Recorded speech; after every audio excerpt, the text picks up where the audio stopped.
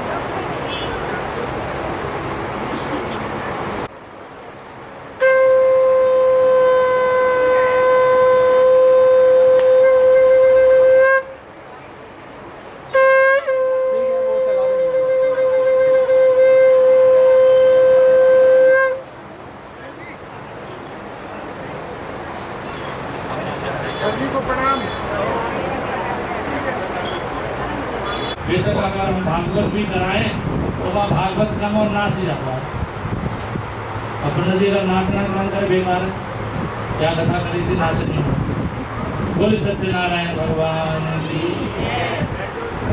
हमारे यहाँ ये जो सत्यनारायण भगवान की कथा है सुनिए।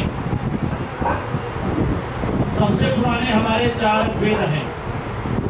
वेदों के नाम बताएं किसी को, बोलिए बोलिए।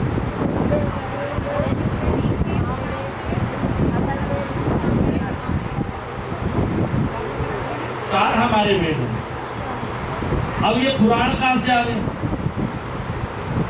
अब कई बार जो वेदों के मानने वाले कहते अरे अरे अरे ये तो बड़ा बेकार की बात कर दी, सिर्फ वेद ही थे, ये बाद में पंडितों ने बना दी। ऐसा नहीं है भाई। अभी मैंने आपको पूजा कराई, पहले दिन भी पूजा कराई थी, संकल्प बोला था। बहन जी बातचीत करेंगे तो उनके बाहर जाइए, वहां व्यवस्था ये। तो जब भी कभी कलयुग को आना होगा, हमारे 4 युग हैं, सतयुग है, त्रेता है, द्वापर है और कलयुग। इसको बोलते हैं चत्वार युग।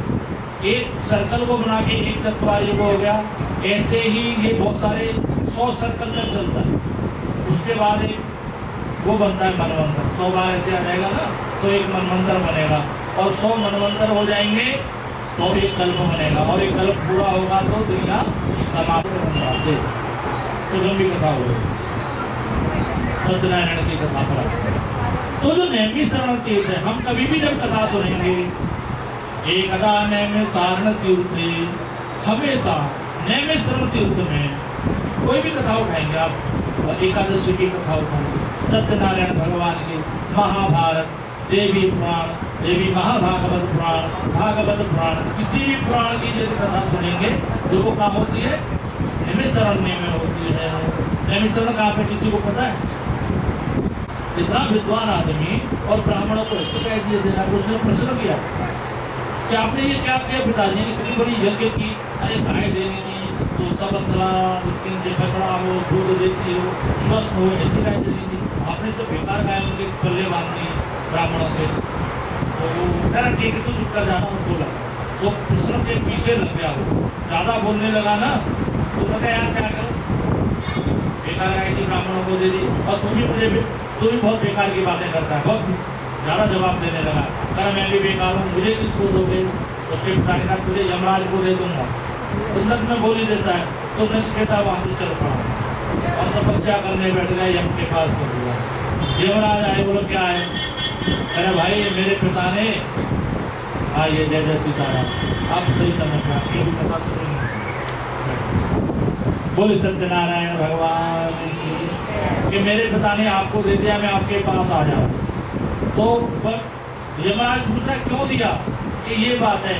और जो यमराज और नचिकेता में जो बातचीत हुई, उससे एक नया उपनिषद बना हमारे यहाँ, उसको बोलते हैं कठोपनिषद। ऐसे चर्चा हुई हमारे यहाँ। तो नैमिषारण्य तीर्थ में सनकादि ऋषियों के साथ जब चर्चा हुई, वेद व्यास के अनन्य शिष्य सूत जी महाराज व्यास गद्दी पर बैठे हैं और उनसे प्रश्न पूछा, हे ऋषि आपने हमको बहुत सारी बातें बता दी, क्या क्या नहीं बताया, आपने बहुत कुछ बताया है। अब हम चाहते हैं कि कोई ऐसा व्रत तपस्या के बारे में हमें बताएं जिसके करने मात्र से ब्राह्मणों को मतलब एकदम करते ही हम उसका फल प्राप्त हो जाए। हमारे फल इतनी आसानी से मिलता नहीं है। पहले तपस्या करो, कोई धार्मिक अनुष्ठान करो, और धार्मिक अनुष्ठान पहले हो गया, दोबारा करो तो उसमें कोई विघ्न आता है, कर ही नहीं पाते पूरा। तो इधर ऋषियों ने जन कल्याण के लिए सूत जी महाराज से पूछा है कि हे प्रभु हमको ये बताइए, किस तपस्या के, किस व्रत के करने से प्राणी को मनोवांछित फल, इंस्टेंट रिजल्ट अंग्रेजी बोलते हैं, एक शब्द इंस्टेंट, इंस्टेंट का मतलब है इधर किया और उधर हो जाए, बटन दबाओ बिजली जल ऐसा। तो सूतवाच, सूत भगवान बोले, अरे ऋषियों तुमने बड़ा ही अच्छी बात करी है और जन कल्याण के लिए बात की है। मैं तुमको एक व्रत के बारे में बताता हूँ। कौन सा व्रत है वो? सत्यनारायण भगवान का व्रत है। और वो सत्यनारायण का व्रत सूत जी ने भी नहीं बनाया है। इस जितने भी हमारे यहाँ भाष्य हैं, जितनी भी पुस्तकें हैं, सब वेदवाणी है। वेदवाणी किसकी है? भगवान की वाणी है। तो पुराणों में भी भगवान की ही वाणी है। किसी ने पंडित जी ने लिखा है, किसी ऋषि ने लिखा है, सब भगवान की वाणी। तो सूत जी कहते हैं कि चलो मैं तुम्हें एक व्रत बता रहा हूँ। और उस व्रत को किसने बताया था? स्वयं कमलापति भगवान विष्णु ने नारद जी के पूछे जाने पर नारद जी को बताया। एक बार क्या हुआ, इधर ध्यान दे दीजिए। बोले सत्यनारायण भगवान की जय। एक बार नारद जी घूमते फिरते इस मृत्यु लोक में आ गए। पृथ्वी को मृत्यु लोक कहा गया। ये भोग भूमि है। प्राणी को जन्म लेकर के अपने प्रारब्ध वाले पिछले जन्मों को भोगने के लिए यहाँ आना पड़ता है। 84 लाख योनियों में जितने भी जीव हैं सब आते हैं, लेकिन मनुष्य के पास एक विशेष अधिकार है कि वो अपने भोगों को भोगते हुए अपने सत्कर्मों से अपने परलोक को सुधार सकता है, प्रारब्ध के ताप को कम कर। रसोई ने 56 तरह का भोजन बनाया। आपको बस माखन में श्री दूध दही में हो जाते, आपको क्या पता रखना, आज भोजन करके जाना है। जीने मानने लगा। भगवान मुस्कुराए, बोले हाँ आता हूँ। फिर आपके दादाजी से मिले, काका से मिलाऊंगा। काका कौन? महात्मा अभिदो। उनकी कुटिया में जाऊँ भाई, जरा मिले वहाँ पहुँचते। अब दुर्योधन का महल छोड़ करके भगवान कृष्ण महल से दूर एक पर्ण कुटी बनी हुई ऐसे पार्क से, वहाँ कृष्ण मेरी कुटिया में आ। अब तो हमारे यहाँ कोई बड़ा रिश्तेदार आता है ना, तो घर में भगदड़ सी हो जाती है, हर चीज़ की डस्टिंग कर देते, चमका देते हैं। सोफे पे भी नया कपड़ा, नया कवर, हर चीज़। क्या होता है, डिनर सेट भी नया वाला निकाल देते हैं रिश्तेदार। तो दुर्रानी ने विदुर जी से कहा कि देखो भगवान आ रहे हैं, उनके बैठने की व्यवस्था करो। उनके पास कुछ था सिवाय श्रद्धा को कुछ भी तो कष्ट न हो मेरे ठाकुर को, केले खुद ही छीनने लगी। और ऐसी भाव विभोर हुई कि भगवान के हाथ में छिलका पड़ रहा है केले का, और केले का गूदा फेंक दिया।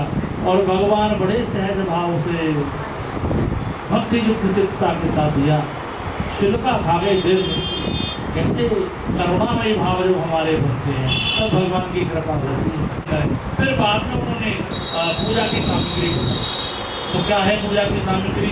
उत्तम कोटि के भोजनीय पदार्थ, बेस्ट क्वालिटी की खाने की चीज़। मिठाई है तो बढ़िया वाली, फल है तो बढ़िया वाले, है ना। जो भी चीज़ भगवान को चढ़ाएं। देखो खाना सब नहीं होता। अब भगवान को भाव से, हमारे भाव को जुड़ जाए, हम भगवान को सब कुछ अर्पण करते हैं जो अच्छा है। अब ये नहीं होना चाहिए अपने लिए जब सेब लाते हैं तो बढ़िया वाला लाल चमकता हुआ, और पूजा में ले जब खाना पीना ऐसे करा दो, तो जैसा लाओगे वैसे ही मिले। अपने लिए काजू बड़े वाला, भगवान में टुकड़े। अरे खाना अपने ही है, भगवान का भाव देखना है। अब आप कहोगे पंडित जी न काजू होंगे, न हल्दीराम की मिठाई होगी, न सत्यनारायण की कथा होगी। ऐसा नहीं है भाई, ये सामर्थ्य के हिसाब से। भगवान ने फिर कहा कि ये सब चीज़ों की व्यवस्था नहीं हो सकती तो क्या करें। तो ये जो परंपरा बन गई है ना पंजीरी बनाने की, मैंडेटरी नहीं है, जरूरी नहीं है कि पंजीरी बनेगी। पंजीरी भजन नारायण नारायण बोलिए सत्यनारायण भगवान की जय। जैसे ही सूत जी महाराज ने सत्यनारायण व्रत के बारे में समकालिक ऋषियों को बताया तो वो खड़े होने लगे। ठीक है महाराज, थैंक यू वेरी मच, आपने बड़ी अच्छी बात बता दी, धन्यवाद आपका। तो सूत जी बोले अरे ऋषियों बैठो, मैं इसकी फलश्रुति भी बता रहा हूँ कि इसको किसने किया तो उसको क्या हुआ। लेकिन गोस्वामी थे, उनका नियम जो उनके साथ के थे, उनका एक नियम था वृंदावन से पैदल जाना, गिरिराज जी की परिक्रमा करके फिर वापस आना। ऐसा वर्ष से उनका नियम चलता रहा। जब शरीर बड़ा वृद्ध हो गया तभी वो लाठी लेके टेकते हुए जाते थे गिरिराज जी के परिक्रमा करने। एक दिन परिक्रमा करते करते गिर पड़े और जैसे ही होश आया तो रोने लगे। बड़ा रोदन किया उन्होंने, सुधारा मैंने, कोई फर्क नहीं पड़ा। बोले जय जय सीताराम, है ना। तो किसी के मन की सुनना भी पुण्य का काम है। जब बैतरणी नदी के किनारे जीव पहुंच जाता है ना, तो यमदूत पूछते कह रहे तुमने कुछ ढंग का काम नहीं किया, बेकार आदमी है। तो कहते यार मेरे पास तो कुछ था ही नहीं, मैं क्या दान वान करता। तो दूत कहते अरे भाई तू लोगों के दुख भी नहीं सुन पाया, लोगों अब तू जा बैतरणी नदी में, क्योंकि तूने लोगों की बात नहीं सुनी, दुख नहीं सुना। दूसरों का दुख सुनना, दूसरे की मन की सुनना और लोगों से कुछ न कहना, मन की सुनना, सामने वाले के कष्टों को सुनना, अपनी पीड़ा पर मुस्काना, औरों के कष्टों पर रोना। जिसने सीख लिया है सहना, संकट है त्योहार उसी को। तो वो भी अच्छा धर्म का काम है। भगवान ने उनके मन की बात सुनी तो बोले, पंडित जी बोले यार क्या करूं। और संवाद सतानंद ब्राह्मण और सत्यनारायण भगवान के बीच का आ गया। उन्होंने कहा महाराज आज मैं मर जाऊंगा। करे क्यों मर रहे हो? करे बस मेरा ना सारा नष्ट भ्रष्ट हो गया, सब कुछ, भोजन मिल नहीं पा रहा है, भजन हो नहीं पा रहा है, तो शरीर से भजन नहीं हो रहा, तो मैं मर जाऊंगा। तो करे यार, करे ऐसा मत करो, करे ऐसा मत करो, कोई उपाय है तुम्हारे पास? है तो बताओ, नहीं तो मैं कूद रहा हूँ नदी में। तो भगवान जो बूढ़े ब्राह्मण के रूप में थे, सत्यनारायण भगवान ने उस वृद्ध ब्राह्मण से कहा कि तुम सत्यनारायण भगवान का व्रत करो, पूजा करो, और सारी विधि बता करके भगवान अंतर ध्यान हो। अब वो ब्राह्मण ने संकल्प किया। संकल्प का बड़ा महत्व है हमारे जीवन में। हम सारे काम संकल्प से ही कर पाते हैं, और संकल्प जब हम कर लेते हैं तो भगवान भी हमारा काम पूरा करते हैं, ठीक है ना। उसने, पंडित जी ने क्या संकल्प किया कि अगर आज मुझे कोई किसी ने पत्री वत्री दिखा ली, हाथ दिखा लिया, मुहूर्त पूछ लिया, और जो दक्षिणा मिलेगी वो सब भगवान जी आपकी है, मेरी नहीं है, आज पूजा पाठ में लगा दूंगा। पंडित जी निकले, जैसे ही शहर में घुसे लोगों ने पकड़ लिया, अरे महाराज कहाँ घूमते रहते हो, दिखाई नहीं देते आप तो, जरा देखो मेरे बेटे के बारे में, मेरी बेटी की शादी कब होगी, मैं गृह प्रवेश कब करूँ। बहुत लोगों ने पूछा और बहुत सारा धन उनको मिला, और उन्होंने भगवान ने बहुत सारा धन दिया। परीक्षा ले रहे थे लेकिन ढगमगाएगा तो नहीं, क्योंकि पहले हम बोलते गए बढ़िया हल्दीराम की बर्फी चढ़ेगी, और जब काम पूरा हो जाता तो कैसे सोने की दुकान से ला के बर्फी तो बर्फी, ऐसा नहीं। और पंडित जी ने सारा पैसा पूजा के अपने बंधु बांधवों को बुलाया, नौत किया है, कर कल कथा करेंगे, पूजा करेंगे, और उस पूजा के प्रभाव से वो सारे भौतिक सुखों को भोग करके अंत में वैकुंठ धाम को गए। आगे की कथा एक और है। एक लकड़ी बेचने वाला लकड़हारा है, और वो जंगल से लकड़ी लाता शहर में बेचता है, और एक दिन वो लकड़ी लेके आ रहा था, बड़ी प्यास लगी उसको भयंकर। पंडित जी के घर के आगे लकड़ी का गट्ठर डाला, पानी मांगा पंडित जी से, पंडित जी मिठाई भी साथ में लाई। पंडितों के दो चीज़ें बहुत होती हैं, एक प्रसाद और एक वस्त्र। और पंडित जियों को क्या करना चाहिए? संग्रह नहीं करना चाहिए, अपने काम के रख लो, बाकी बांट दो, ब्राह्मणों में दे देना चाहिए, और जो फल वाला आते हैं सब जरूरतमंदों को बांट देना चाहिए, रखना नहीं चाहिए ज़्यादा। दूसरे दिन भगवान, संग्रह होना बड़ा खतरनाक है, दोष लगता है ब्राह्मण को, इसलिए ब्राह्मण ऐसे रहते हैं फाका। बोली सत्यनारायण भगवान की।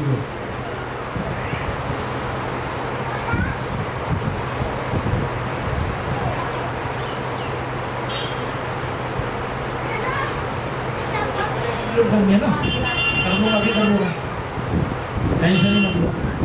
बोले सत्यनारायण भगवान की जय। तो उसने प्रदान प्रसाद खाया, पानी पिया, और पूछा कि महाराज आपकी क्या पूजा होती है। पंडित जी ने उनको सारा वृतांत बताया कि मैं सत्यनारायण की पूजा करता हूँ, उसके पुण्य प्रताप से ऐसा हो जाता है। और वो लकड़हारा ऐसा सोच के कि आज जो लकड़ी से मुझे प्रॉफिट होगा मैं उससे भगवान की पूजा करूंगा। और उसकी लकड़ी उस दिन बड़ी कहीं महंगी जगह कॉलोनी में पहुंच गया, पोस्ट कॉलोनी में चला गया होगा, पंचशील पार्क जैसी जगह पर, और 4 गुना 5 गुना दाम मिला, और उस पैसे से वो पूजा का सामान लाया, भगवान की पूजा की, और पूजा के प्रताप से सारे भौतिक सुखों को भोग करके अंत में वैकुंठ धाम को गया। लेकिन मेरे पास 15 मिनट ही है, आयोजकों ने कहा कि जल्दी कर दो महाराज, तो मैं फटाफट ही करूँगा, बाद में कथा के बाद पूछ लेना मुझे से। आगे की कथा हो। एक उल्कामुख नाम के राजा, वो राजा नदी के किनारे बैठ करके सत्यनारायण भगवान की पूजा कर रहे। वहाँ से एक साधु नाम के वैश्य नगर से निकले। उन्होंने देखा कि राजा नदी के किनारे बैठ के पूजा क्यों कर रहा है, इसके तो किले में इतने बड़े मंदिर हैं, सैकड़ों गुरुकुल ये चलाते हैं, हजारों ब्राह्मण को ये दक्षिणा बांटता है, लेकिन यहाँ बैठ के क्यों पूजा कर रहा है। तो साधु नाम का वैश्य वहीं बैठे। जब राजा पूजा से उठा तो प्रणाम किया, और बात क्या थी कि वो नगर सेठ था। नगर सेठ जैसे कि मोदी पूजा करे और बिरला का लड़का कोई पूजा वहाँ से निकले तो बातचीत हो ही जाती है बड़े लोगों की। तो उन्होंने कहा हाँ हालचाल पूछे। अरे महाराज एक बात पूछना चाहता हूँ। बोले क्या? कि आप ये क्या पूजा कर रहे हो? तो उल्कामुख नाम के राजा ने कहा कि मेरे कोई संतान नहीं है, इसलिए मैं ये पूजा कर रहा हूँ सत्यनारायण भगवान की। मेरे पंडित जी ने कहा है। तो लाला ने हिसाब लगाया कि यार मेरे भी नहीं है संतान तो भगवान के, क्योंकि विद्वान होते हैं ये लोग तो बड़े व्यापार ऐसे थोड़ी कर रहे थे, दिमाग बहुत तेज चलता है इनका, देखने में बड़े सीधे सीधे लगते हैं लेकिन होशियार होते हैं। बिजनेस के मामले में हमारे यहाँ परंपरा से जो बढ़ियों की बिजनेस है ना वो किसी की नहीं, पूरे भारत में नहीं अखंड विश्व में मारवाड़ी मिलेंगे, अग्रवाल मिलेंगे, गुप्ता मिलेंगे। इंग्लैंड में भी होटल का व्यवसाय अग्रवालों के पास है, मजाक बात नहीं, इनके खून में है। तो उन्होंने कहा भगवान के सामने शर्त रखी कि जैसे ही मेरे कोई संतान होगी तो मैं भगवान आपकी पूजा करूँगा। और भगवान के आगे शर्त रखो तो भगवान या तो गड़बड़ हो जाएगी, उनकी सत्ता समाप्त हो जाएगी। भाई वो घर गया, उसकी पत्नी का नाम लीलावती है और वो बड़ी धार्मिक है, पतिव्रता है। एक दिन गृहस्थ धर्म में प्रवृत्त हुई और गर्भवती हो गई।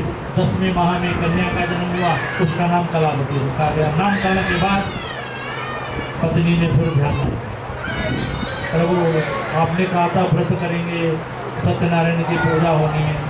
बोली अभी तो मैंने इतनी बड़ी पार्टी कर दी, सारा पैसा लग गया, बाद में कर देंगे शादी के टाइम पे, क्या तो परेशान हो गए। कहने का भाव क्या? लड़की का नाम कलावती, माँ का नाम लीलावती, और ये नाम दो और भी कुछ हो सकता था, कलावती लीलावती क्यों? लीला कौन करती है? जगत जननी महामाया भगवती, सारे संसार को चलाती है। वो भी जब सुम लड़ रहे हैं तो बताए वो जानतानी में कौन हूँ, बताते कर मैं सामान्य स्त्री नहीं हूँ, मेरी शक्ति अंतर क्या है? स्त्रियाँ समझता सकला जगत से, सारे जगत की स्त्रियों के अंदर मेरा निवास है, इसलिए वो शक्ति कही जाती है ना। वो अपने पति को ध्यान लगा रही है। ऐसे हमारी माताएं बहनें चाहे कितना भी लड़ने पति से, लेकिन जैसे ही वो गलत काम करते हैं तो सब टोकने वाले सबसे पहले कौन होता है? उसकी पत्नी होती है, इसलिए वो लीलावती है। कलावती क्यों नाम रखा गया है? कि वो शुक्ल पक्ष के चंद्रमा की तरह, चंद्रमा शुक्ल पक्ष में 15 दिन में बड़ा हो जाता है, 15 दिन में छोटा हो जाता है, तो बड़ी हो जाती है लड़की, विवाह योग्य हो जाती है। अब क्या होता है? लाला जी शादी कर देते हैं, उसकी घर जमाई आके रहने लगता है। अब क्या हुआ? दुकान एक थी, बंदे 2 हो गए, तो उसमें तरह उन्होंने कहा एक दिन सलाह बनाई कि यार एक आदमी ला कायम था, अब आप भी आ गए हो कुमार साहब, ऐसा करते हैं बिजनेस एक्सपेंड कर देते हैं, बड़ा करते हैं, दूसरे शहर में काम करेंगे। और दुर्भाग्य से वो भगवान का भजन पूजा भूल गए और वो राजा चंद्रकेतु के शहर में पहुंच जाता है, जहाँ पर वो सागर के किनारे और राजा चंद्रकेतु का रत्नपुर सागर नाम का नगर है, वहाँ जाते हैं और वहाँ बैठ कर के सोचते हैं कि क्या व्यापार करेंगे। तभी देवी योग से एक माया, भगवान ना माया बनाते हैं, घटना घटाते हैं हमारे जीवन को ऊपर ले जाने के लिए और हमें समझाने के लिए। भगवान ने ऐसी माया रखी, राजा के चोर चोरी कर रहे थे, सिपाहियों ने देख लिया, चोरों ने सोचा, सिपाही भागे पीछे और चोरों ने सोचा आज पकड़े गए तो फांसी हो जाएगी, राजा के घर में चोरी हुई है। उन्होंने बचने के लिए सारा माल उन दोनों व्यापारियों की नाव के पास रख दिया और आप भाग गए। पुलिस तो पुलिस होती है, चाहे उनकी जब पुरानी। सिपाही आए और अब वो माल पहचान लिया और उन व्यापारियों को चोर समझ करके पकड़ लिया, गिरफ्तार कर। वो कह रहे हैं क्या कर रहे हो? हम व्यापारी लोग हैं, हमको चोर चुके हैं क्या? राजा से तेरी शिकायत करेंगे तो चल राजा के पास। राजा के पास पहुँचे, राजा ने पूछा कौन है भाई, ये किसको पकड़ रहा है? अरे माल बड़े खतरनाक चोर है, ये बड़े दुर्दांत चोर हैं, पूरे शहर में यही चोरी कर रहे थे। पुलिस में ऐसा ही होता है, कोई पकड़ जाता है ना तो सारे मुकदमे उसके नाम हो जाते हैं। बोले सत्यनारायण भगवान की। और उन्होंने कहा आज तो आपके घर में हमारे खजाने में चोरी कर रहे थे महाराज जी, वो तो हम सजग थे, हमें इनाम मिलना चाहिए। हमने इनको पकड़ के लाए और राजा को बड़ा क्रोध आया। वो बेचारे दोनों बोल रहे हैं अरे हम चोर नहीं, हम व्यापारी, हम फलाने शहर। अरे चुप कर, सारे चोर ऐसे बोलते हैं। उनको जेल में डाल दिया, सब माल सुना लिया। अब वो जो माँ बेटी रह रही थी उनके पास क्या हुआ? उनकी चोरी हो गई, खाने पत्नी को कुछ नहीं, लड़की इधर उधर काम करने लगी, उधर वो जेल में और उनके यहाँ चोरी हो गई। अब आप कहोगे ये भगवान कैसे भाई, कैसे भगवान है? लोगों को कष्ट देते, भगवान का काम तो कष्ट देना नहीं है। भगवान अपने भक्तों को ही कष्ट देता है, पापियों को नहीं देता। पापियों को तो बहुत आनंद देता है। क्यों? हम नेट चार्ज कराते हैं ना कि 2 दिन का, 3 दिन का, 4 दिन का, इतने जीबी, और जितने जीबी हमारा नेट है उतना ही यूज़ कर सकते हैं। ऐसा ही है ना? ऐसे ही हमारे पुण्य और पापों के लिखे हुए हैं ऊपर। अगर पुण्य थोड़े हैं और पाप ज़्यादा है तो भगवान क्या करता है? फटाफट उसके पुण्यों को बना देता है, अरे यूज़ करो। देखते देखते मकान बन जाता है, गाड़ी आ जाती है, घोड़ा, बच्चे बड़े, और एक ऐसा झटका लगता है सब कुछ खत्म हो जाता है। होता है ना? तो भगवान की ऐसी माया है, अपने भक्तों को सुधारने के लिए वो माया रचते हैं। एक माया भगवान ने और रची, क्या रची पता है? नारद जी का नाम सुनाइए ना, कथा की शुरुआत ही नारद जी से हुई। एक बार क्या हुआ, नारद जी को भी ऐसे एक भ्रम हो गया था। पता है आपको ये कथा? नहीं पता? बता दे रहा हूँ, कहता है बाकी तो लोग। एक बार क्या हुआ, नारद जी ने बड़ी विकट तपस्या की, भयंकर तपस्या। देखो हमारे यहाँ क्या है, बड़ा खुला खेल है। जो तप करेगा तप बल शंभु करे संहारा, तप के बल पर शंकर जी संहार करते हैं, वो भी तप करते हैं। ब्रह्मा जी तप करते हैं तो उत्पत्ति करते हैं, और विष्णु जी तप करते हैं तो पालन करते हैं, और कोई ऋषि मुनि यदि तप करता है तो वो इंद्र बन जाता है, देवलोक का मालिक। इंद्र कोई परमानेंट नहीं है, व्यवस्था नहीं है। जैसे पुण्य करोगे, कई मनवंतरों तक आपके राजस्व यज्ञ हो जाए, या बहुत लंबा वृतांत है, वो तो कभी बाद में बताएंगे, तो तब इंद्र बनता है। नारद जी बैठे, इंद्रासन हिल गए। इंद्र ने सोचा अगर तपस्या कर ली महाराज ने तो मेरे आसन पे कब्जा ना कर लूँ, भय हो गया। तो उसने बहुत सारी अप्सराओं को भेजा, नारद जी बैठे रहे। बाद में उन्होंने कामदेव को भेजा, फिर जा तपस्या बंद करके आ। उसको कामदेव आया, दुनिया भर की उसने लीलाएं कर रही, और फिर उसने काम बाण छोड़ा। लता, ऐसा लिखा है रामायण में कि लता पता कीट पतंग सब काममय हो गए, पूरा विश्व काममय हो गया, पूरा जगत काममय हो गया। लेकिन नारद जी अखंड समाधि में बैठे रहे। कामदेव घबरा गया, करे अब तो बड़ा गड़बड़ हो गया, ये तो कुछ कर नहीं रहे, और ये अगर इसको पता तो लग गया होगा, ये मुझे साफ देगा। वो वहीं बैठ गया। नारद जी की समाधि टूटी, और जैसे ही समाधि टूटी वो नारायण नारायण करके उठे। कामदेव लंबा पड़ गया पैरों में। अरे कौन है भैया, क्या कर रहा है तू? अरे महाराज मेरी कोई गलती नहीं। अरे कौन है? अरे मैं कामदेव को साहब, आपकी तपस्या भंग करने के लिए मेरे मालिक ने भेजा इंद्र ने। तो फिर अरे आप तो बड़े ज्ञानी, आपने मुझे जीत दिया महाराज, और मेरे कृपा करो, मेरी कोई गलती नहीं। और ऐसा कह के कामदेव तो चला गया। नारद जी को भान हो, मैं आज कामदेव जी की तपस्या, ऐसा घमंड हो गया उनके अंदर। और वो उछलते कूदते हुए जा रहे थे, बीच में शंकर भगवान मिल गए। उन्होंने पूछा, हाँ भाई कहाँ उछलते हुए जा रहे हो? अरे महाराज आपके बच्चे ने बड़ा काम कर दिया। क्या कर दिया? हमें कामदेव को जीत लिया महाराज, मैंने तपस्या कर दी। भगवान शिव ने सोचा अगर ये तो बोरा गया। और आदमी जब उल्टे दिमाग में हो जाता है ना घमंड में, उसको तो भाई इधर जूते मत उतार तो वहीं उतारेगा, उससे वो गाड़ी इधर खड़ी कर दे, इधर करना तो वहीं खड़ी, क्योंकि बोरा हुआ मद में होता है। तो भगवान ने सोचा अगर इससे कुछ अच्छी बात करूँगा तो मानेगा नहीं, तो उल्टी बात करता हूँ। तो भगवान ने कहा मुझे तो बता दिए बात, विष्णु जी को मत बताना। नारद जी को फिर लगा अच्छा मेरे अचीवमेंट से चल रहे हैं, इनको पता नहीं, खुद तो भांग पे पड़े रहते हैं। मैं कामदेव को जीत के आया, भगवान को ना बताओ। सीधे विष्णु लोक में गए और भगवान को बताया, हाँ मैंने ये कर दिया, और कामदेव जीत गया। भगवान को बड़ा कष्ट हुआ। तो मेरा अनन्य भक्त नारद जी का मानस पुत्र जो हमेशा नारायण नारायण करता है, इसको घमंड हो गया। तो भगवान का अरे बहुत अच्छी बात है, कुछ कहा नहीं। विष्णु जी कुछ नहीं कहते। विष्णु जी देखिए कैसे हैं, महाविष्णु, विष्णु और महाविष्णु में फर्क है। तो वो लेटे हैं ऐसे चुपचाप, कुछ नहीं करते, माया जलाते हैं। नारद जी बैकुंठ धाम से बाहर निकले, देखा बड़ा सुंदर शहर है। उस शहर में घुस गए तो वहाँ के राजा मिल गया, राजा ले गया। तो महाराज अच्छा हुआ, कर क्या है? तो मेरी बेटी है, उसका कल स्वयंवर होना है, जरा हाथ बात देख के बताओ ना कैसे लड़के को गाना डालेगी। जैसे ही लड़की आई तो नारद जी ने नीचे से ऊपर तक देखा, सारी तपस्या फुर्र हो गई। बोले अच्छा सब तो कर ही लिया, मेरी भी ये कल माला डालेगी तो मैं क्यों ना करूँ उससे शादी। फिर अपनी तरफ देखा करे, मेरे तो बाल सफेद हो गए, मुझे क्या माला डालेगी। फिर दौड़ते हो गए विष्णु भगवान के पास, कर कैसे आया भाई। अरे महाराज आपको तो पता ही है मैं ग्रस्त जीवन में जाना चाहता हूँ, मैं भी पत्नी सुख लेना चाहता हूँ, आपके साथ तो लक्ष्मी बैठी है, मैं तो अकेला झूला बनाता हूँ, हैं कामदेव तो जीती गया मेरा, फिर क्या करना है। तो मेरा ना एक काम कर दो, आप हरि रूप दे दो। हरि रूप माने भगवान का रूप भी होता है, और संस्कृत में हरि बंदर का रूप होता है। तो भगवान ने बंदर का मुँह लगा दिया। अब भगवान बताओ नारद जी का बुरा थोड़ी चाहते हैं। नारद जी सभा में पहुंचे, उछल कूद करने लगे, लोगों ने बड़ी मजाक बनाई, और वो लड़की जब माला लेके आए तो उसके सामने से सिर को लगाने लगे, लड़की डरने लगी। और इतने में क्या हुआ, भगवान विष्णु प्रकट हुए और उस लड़की ने विष्णु जी के माला डाल दी। बोले विष्णु भगवान की। नारद जी को बड़ा क्रोध आया, अरे तुम बड़े चली आओ, तुम शुरू के बदमाश हो, देवताओं को तुमने मत बुला दिया, राक्षसों को जहर दे दिया, शिव जी को जहर, राक्षसों को शराब दे दी, और आपने जहर शंकर जी को दे दिया, लक्ष्मी जी अपने पास। तुम तो बड़े पार्शलिटी करते हो भगवान, तुमने सही नहीं किया मेरे साथ, तुमने मेरी शादी नहीं होने दी, जाओ तुम भी पत्नी के वियोग में जो परेशान हो।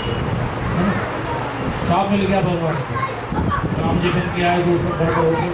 और जब नारद जी का क्रोध शांत हुआ तो क्या हुआ, भगवान ने माया समेटे, वहाँ दो ही लोग थे, एक नारद जी और एक विष्णु जी, कोई शहर वैर नहीं था। तो नारद जी को समझ में आई बड़ी जल्दी, फिर उन्होंने कहा, बड़ी प्रार्थना की भगवान से, जय ही विधि होगी नाथ हित मोरा, करब सुबेगे दास में तोरा। कि भगवान मेरे कल्याण की बात करें, उन्होंने मत दिया, जाओ तपस्या करो। तो ऐसे ही उनको कष्ट दिया है जो उसके भगवान के भक्त हैं। साधु नाम का अभ्यास और उसका दामाद वो जेल में है। अब वो लड़की एक दिन ऐसे घरों में काम कर रही है, कथा में वापस आ रहा हूँ, और वो एक दिन किसी के यहाँ गई, शाम को कथा हो रही थी, प्रसाद लिया, घर पहुँची, लेट हो गई, लाइट वाइट जल गई, अंधेरा हो गया। माँ ने बड़ा डांटा उसको, अरे समझ नहीं, कहाँ घूम के आ रही है, हट के आ रही है, मेरा आदमी नहीं, तेरा आदमी नहीं, लोग वैसे ही बात बना रहे हैं। देखो भाई, ये समाज का बड़ा, ये जो सत्यनारायण की कथा है ना, इसमें सामाजिकता बड़ी है। जब थोड़े दुर्दिन हो जाते हैं ना, पैसा वैसा कम हो जाए, तो हमारा लड़का, गरीब का लड़का, यदि जूस वाले के पास खड़े होकर जूस पी रहा हो ना, तो क्या कहते हैं, दारूबाज है, दारूबाजों के साथ रहता है, जूस नहीं पीता। और दारूबाज पैसे वाला जूस पी रहा होता है ना, कोई शिकायत भी करे तो चमचे क्या कहते हैं, नहीं सेब का जूस पी रहा होता, दारू नहीं पी रहा। उसकी माँ ने शिक्षा दी, मेरे तो वैसे खराब दिन चल रहे हैं, मेरे पति भी नहीं, तेरे नहीं, तू क्या चाहती है, कहाँ से आ रही है। तो लड़की ने बड़ी सारी बात बड़े ध्यान से सुनी, और अपनी माँ से कहा, मैं प्रसाद लेके आई हूँ, उनके पूजा में गई थी, तू भी खा और मैं भी खाता हूँ, और तेरे को अगर विश्वास नहीं तो जाके पूछ लो। और कल पूजा करेंगे भगवान की। पंडित जी कह रहे थे पूजा करने से, सत्यनारायण के प्रभाव से सब कुछ ठीक होगा। और वो संकल्प करके सोई, सुबह पूजा की। रात को ही भगवान ने राजा जो था उसको स्वप्न दिया चंद्रकेतु को, करे तुमने जो दोनों व्यापारियों को पकड़ रखा है ना, सुबह तक छोड़ देना, नहीं तेरा राजपाट सब नष्ट हो जाएगा। राजा उठ गया नींद से, अपने कुलगुरु को बुलाया, कुल पुरोहित को बुलाया, मंत्रियों से मंत्रणा की, और अंत में निर्णय ये हुआ कि इनको छोड़ देना चाहिए। और राजा ने आदेश पारित किया, दोनों कैदियों को लाइए, मिला धुला के अच्छे वस्त्र पहना करके। और जैसे ही उनको नए वस्त्र पहनाए, वो बेचारे घबरा रहे हैं, क्या लगता है राजा फांसी ना चढ़ा देंगे। और जैसे ही राज दरबार में पहुंचे, राजा सिंहासन से खड़ा हो गया उनके सम्मान में, क्षमा मांगने लगा। अरे भाई क्षमा करो, गलती हो गई। क्यों हो रही है ऐसा काम? जब प्रभु की कृपा होती है, प्रभु की कृपा होती है तो क्या होता है। कल सुंदरकांड का कौन कौन बैठा था उसमें? सुंदरकांड की चौपाई, गरल सुधार पो करहि मिताई, गोपद सिंधु अनल सुखलाई, करुण सुमेरो रेन समताही, राम कृपा कर चितवा जाहि। जो भगवान की कृपा होती है तो जहर अमृत बन जाता है, शत्रु मित्र बन जाते हैं। ऐसी ही कृपा उन व्यापारियों पे हो रही है। तो राजा माफ़ी मांग रहा है, कर भाई गलती से तुम्हें जेल में डाल दिया हमने, इसलिए आप आज से फ्री हो, आप स्वतंत्र हैं, आप अपना पैसा रुपया ले जाओ और डबल ले जाओ, अब व्यापारी तो कमाते। और वो सारा पैसा ले करके राजा का धन्यवाद करके भगवान का स्मरण करके ब्राह्मणों को दान दक्षिणा देके आगे बढ़ा। नाव में बैठने वाला था, तभी भगवान सत्यनारायण ने सोचा अरे इनकी भी परीक्षा ली जाए, तो दंडी स्वामी का भेष बना के आ गए और उनसे पूछा, मांगा नहीं अभी तेरी नाव में क्या है? उन्होंने कहा इसमें कुछ नहीं है, मेरे तो लता पता है, फूल पत्ता है। भगवान ने कहा ऐसा ही होगा। आप आगे निकल गए, लाला ने पीछे मुड़ के देखा, सोने चांदी के जगह फूल पत्ते हो गए, बेहोश हो गए। दामाद ने छींटे मारे दिल को और पूछा अरे आपने झूठ बोला है, साधु से झूठ बोल दिया इसलिए गड़बड़ हुई है, पुलिस के पास जाओ, माफी मांगो। कहते ना दंडी स्वामी के पास गए। दंडी स्वामी नदी के किनारे ऐसे समाधिस्थ बैठे, बहुत देर तक कुछ शोर मचाता रहा, कुछ नहीं हुआ। उसने कहा त्राहिमाम, मैं आपकी शरण में आया हूँ, मेरी रक्षा करो। जब भगवान के पास हम समर्पण कर देते हैं तो भगवान सुनते हैं, प्रायश्चित करते हैं। ऐसे नहीं बार बार गलती करें और बार बार माफी मांगे। तो भगवान ने आँख खोली और उसको डांटा कि तू पागल आदमी, बार बार गलती करता है, बार बार कष्ट पाता है। तो साधु नाम के वैसे ने बड़ी सी प्रार्थना की, और प्रार्थना सुनाने का समय नहीं। उसका थोड़ा सा अर्थ ये है कि हे भगवान, देवता ब्रह्मा इत्यादि देवता आपकी माया को नहीं जान पाए, मैं तो तुच्छ मनुष्य हूँ, मेरे ऊपर कृपा कीजिए। भगवान ने पूछा क्या चाहिए, तो सीधा उसने बड़ा अपनी भक्ति दे दी। मन में तो और भी था, तो भगवान भाप लेकर और क्या चाहिए, ये जो नाव में था ना महाराज वैसा कर दो, 100 रुपया पैसा। और उन्होंने कहा था सो जा। वो पहुंचा, सब कुछ ऐसा हो गया, नाव चली, उनके शहर पर पहुंच गई। उन्होंने अपने घर पे खबर पहुंचाई कि बोल दीजिए वो क्या कहते हैं, सेठ जी आ गए, स्वागत की तैयारी हो। पहले क्या था, आपने कभी कार्ड देखा, शादी पे लिखा जाता है सौभाग्य कांचनी आयुष्मती, है ना।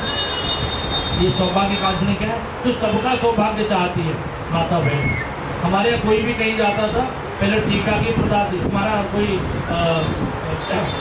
रिश्तेदार भी यदि जा रहा है उसको टीका करके तो चावल लगा देते, नीचे से ऊपर की ओर तरक्की करे, चावल लगाते अक्षत, तो तुम्हारी तरक्की अक्षत बनी रहे। ऐसा आशीर्वाद कोई पुरुष नहीं देता था घर में। कौन देता था?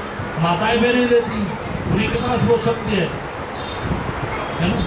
तो अब वो स्वागत की तैयारी की बात हुई और घर पे खबर आई माँ बेटी पूजा कर रही थी। उनको जैसे ही पता लगा माँ की पूजा पूरी हुई, उसने अपनी बेटी से कहा कि तुम पूजा करके आ जाना, मैं जा रही पति के दर्शन करने।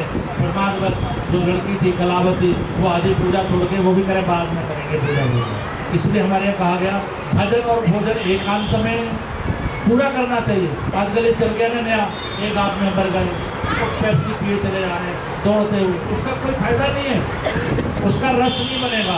एकांत भाव में बैठ के भोजन करेंगे, चाहे 2 चटनी से रोटी खाओगे तो उसका भी रस बनेगा। और भजन एकांत में बैठ के एकदम शांत भाव से चाहे 5 मिनट करो, हो जाएगा। और आजकल तो ये होता है कि बाथरूम से निकले और दुर्गा चालीसा बाथरूम से शुरू होगा, ड्रेसिंग टेबल पर ख़त्म हो जाता है, इससे कोई फायदा नहीं है, बैठ के करना चाहिए भोजन। तो जैसे लड़की वहाँ पहुँची, भगवान ने बड़ी माया रची, उसका पति अदृश्य कर दिया, वहाँ हाहाकार मच गया, ये लड़का कहाँ गया, नाव भी नहीं दिख रही है, और वो तो बड़े हाहाकार मच गया। साधु नाम का वैश्य, लड़की बोली मैं तो मर जाऊँगी, अब नदी में कूद के छलांग लगा रही, तो उसकी चढ़ पाद का आ गई दो ऊपर लड़के को, तो मैं अब नहीं जीवन रखूँगा। तभी उसके जो लड़की का पिता है साधु नाम का वैश्य, उसने कहा भगवान को याद किया, जो इष्ट है हमारा, वो संकट के समय पर हमारे इष्ट देवता, हमारे कुल देवता, हमारे पितरी सहायता करते। इधर उधर के ये जी वो जी फलाने गुरु जी साईं जी पाई जी कोई नहीं सुनता। मेरी बात को अन्यथा मत लेना। जिसको हम मानते हैं, जैसे हमारे बच्चा बीमार हो गया, हमारी जिस देवी की जात लगती है उसी का नाम, हे फलानी देवी मैं रख रही हूँ 11 रुपये निकाल के ठीक होगा, तुम्हारे आऊँगे ठीक हो जाता है। ऐसे उसने प्रार्थना की, हे सत्यनारायण स्वामी हमसे क्या गलती हो गई है, हम पर कृपा कीजिए। आकाशवाणी हुई, भगवान इतनी जल्दी प्रकट नहीं होते, आकाशवाणी होती है। मैं रोजाना यहाँ गणपति धर्म शीर्ष का पाठ कर रहा हूँ, उसमें भी यही वर्णन है। तुम शब्द पर ब्रह्म, भगवान शब्दों के अंदर है, मंत्रों के अंदर है। आकाशवाणी हुई कि साधु तुम्हारी लड़की पूजा पाठ छोड़ के आ गई अधूरी, वो जाए प्राश्चित करे सब कुछ ठीक हो जाएगा। लड़की दौड़ी दौड़ी गई, प्रार्थना की, प्राश्चित किया, वापस आई, सब कुछ ठीक हो गया। और वो परिवार सारे भौतिक सुखों को भोग करके तुम्हें सुरख को चला गया। एक कथा और बची है जो फटाफट को लड़ना। एक तुंगध्वज नाम का राजा है, बड़ा ही विद्वान है, शास्त्रानुकूल आचरण करता है, अपनी प्रजा का अच्छा पालन करता है। एक दिन क्या हुआ, जंगल में शिकार खेलने जाता है, बहुत सारे जानवरों का वध करता है, बुद्धि तामसिक हो जाती है। आगे देखता है मैदान के अंदर ग्वाले सत्यनारायण भगवान की पूजा कर रहे हैं और वो ग्वाले उसको प्रसाद लेके आए, तो उसके मन में बड़ा घमंड आ गया। अरे क्या छोटे मोटे लोगों की पूजा, देखो भाई, न कोई छोटा है न कोई मोटा है, न कोई छोटा है न कोई बड़ा, भगवान के लिए सब बराबर है, न कोई ऊँच है न कोई नीच है। हिंदू सहोदरा सर्वे ना हिंदू पतितो भवे, हिंदू सब भाई भाई है, कोई छोटा बड़ा नहीं, ये शास्त्र कहता है। तो उसने प्रसाद भी नहीं लिया और अपने भक्तों की को ऐसे देखा, भगवान को बड़ा क्रोध आया कि ऐसा विद्वान आदमी ऐसा आचरण करता। वो अपने शहर जाता है, देखता है उनके गेट कीपर, दरबार, सेना, हाथी घोड़े सब मूर्छित पड़े। राजा को ध्यान आया मैं कुछ गड़बड़ करे आया, वापस जाता है और लौट के आता है, वो इसी स्थान पर प्राश्चित करता है। पुराण में इसका वर्णन है और इसमें तो पुराण कभी सुनेंगे। तो राजा झुंडे घूमने चाट रहा था, प्रसाद समाप्त हो गया और वापस आए, सब कुछ ठीक हो गया।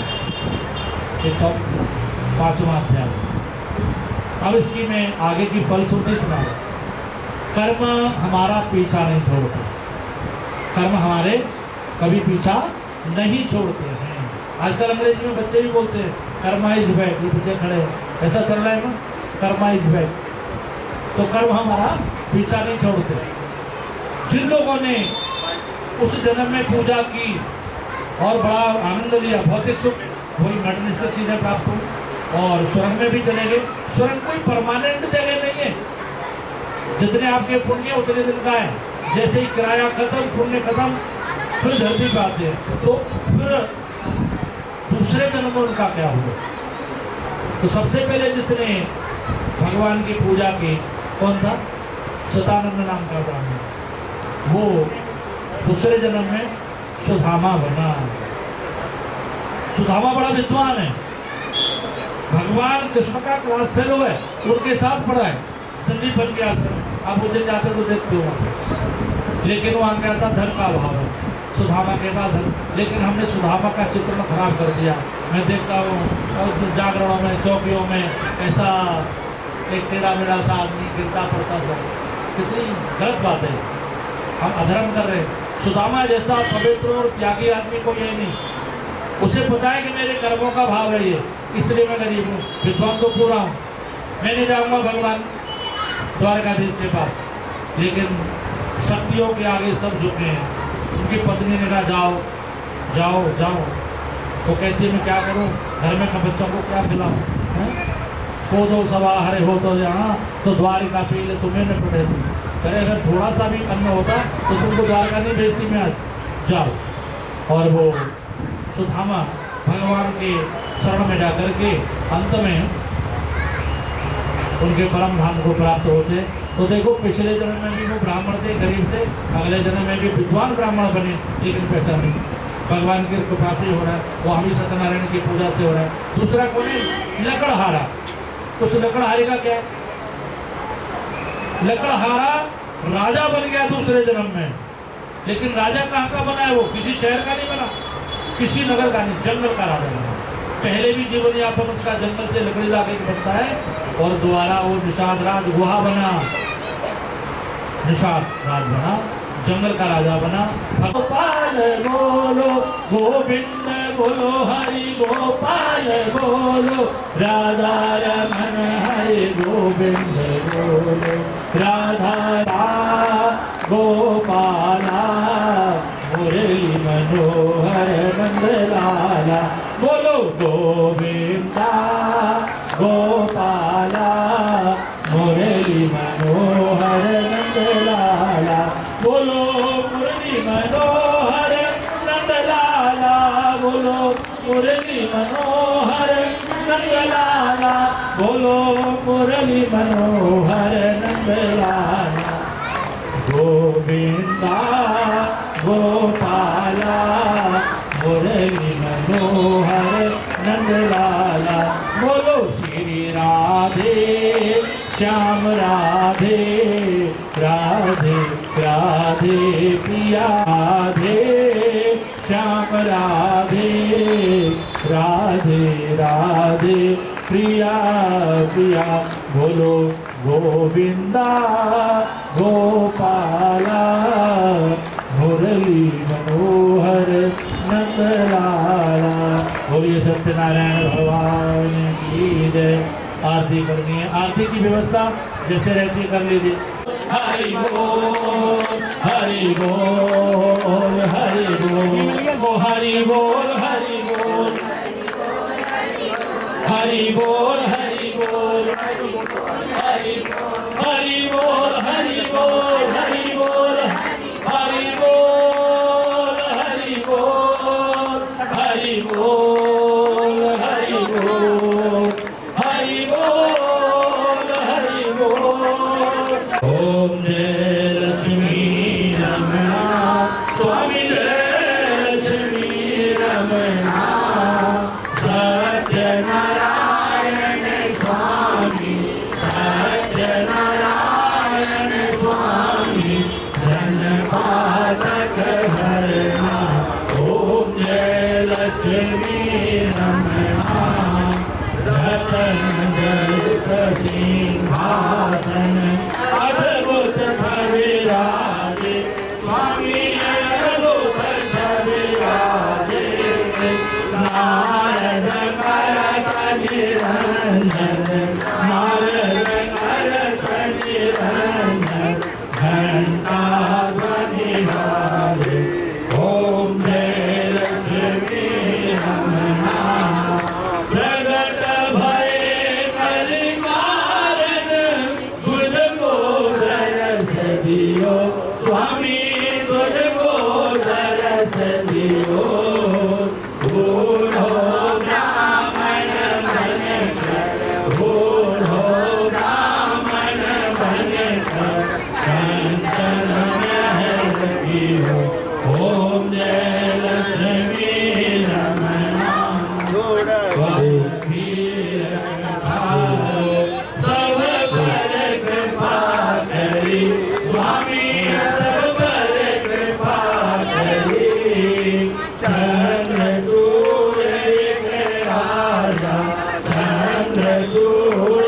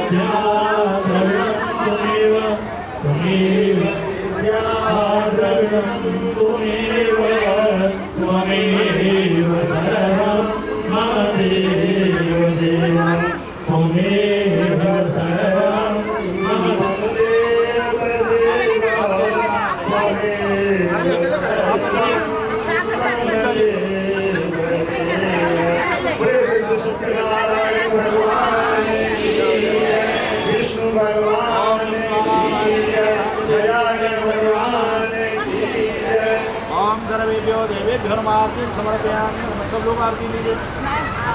धर्म की अधर्म का प्राणियों में विश्व का गौ माता की गंगा माता की श्री राम जन्मभूमि की श्री कृष्ण जन्मभूमि की काशी विश्वनाथ की भारत माता की जय नारायण वीर बजरंगी हर हर शंभो। सर्वे भवन्तु सुखिनः सर्वे सन्तु निरामया सर्वे भद्राणि पश्यन्तु मा कश्चित् दुःखभाग् भवेत्।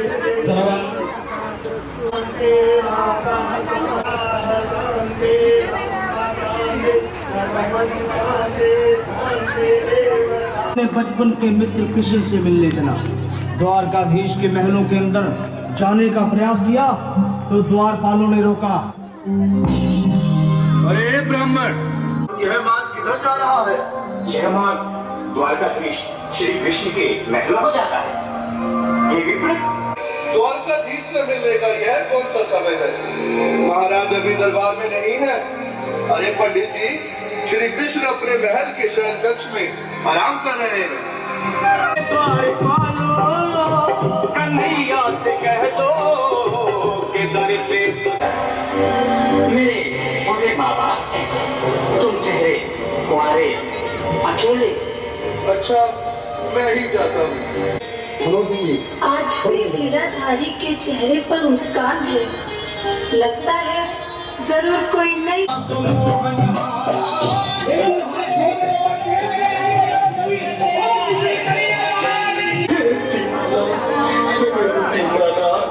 सुदामा, मुझे महाराज कहकर प्रताड़ित न करो। मैं संसार के लिए द्वारकाधीश हूँ, पर तुम्हारे लिए सिर्फ तुम्हारा बाल सखा। मुझे बचपन की तरह कृष्ण कन्हैया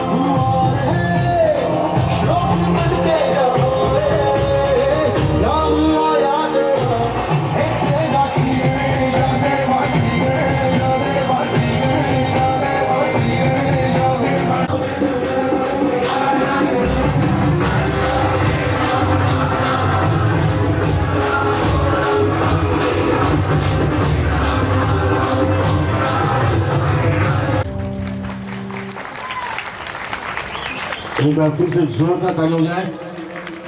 बहुत बहुत शुक्रिया।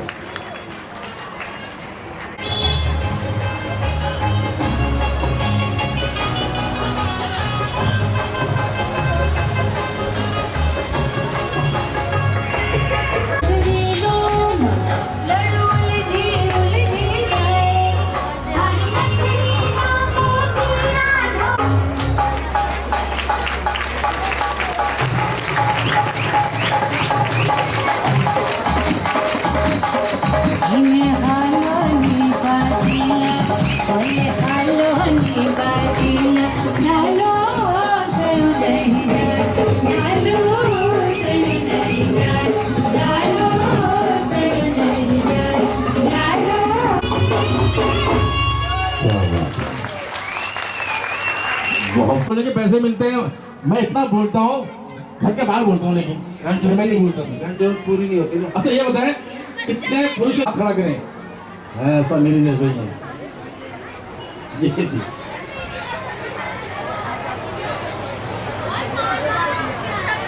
बहुत बहुत शुक्रिया। आपने हमें बुलाया इस साल भी। मैं अपने कलाकार और किशन भाई तो कुछ ज़्यादा ही भाग दौड़ कर रहे हैं। और सबसे बड़ी बात है कि आज चिराग दिल्ली को धार्मिक नगरी बनाने में अन्नपूर्णा महाबाहु सेवा संघ का बहुत बड़ा योगदान है, काफी बड़ा योगदान है। आज चिराग दिल्ली गांव में लाख कोई दे हुंकारे, लाख कोई धमकारे,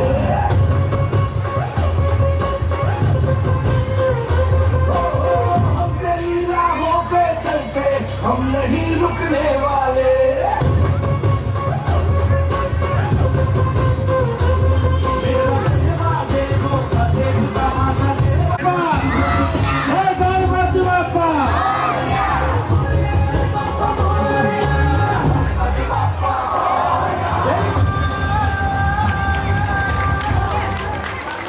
गणपति बाप्पा, गणपति बाप्पा, गणपति बाप्पा, ओए गणपति बाप्पा, ओए गणपति बाप्पा।